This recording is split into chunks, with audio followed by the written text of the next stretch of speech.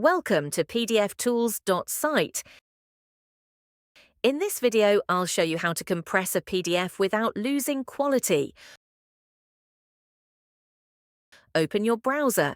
In the search bar, type PDF Tools and press Enter. Click on the link to open PDFTools.site. Scroll down and click on the PDF Compress tool. Go to the Upload area.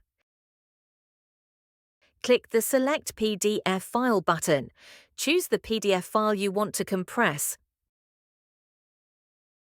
Select the compression level, high, medium, or low. Click the Compress PDF button.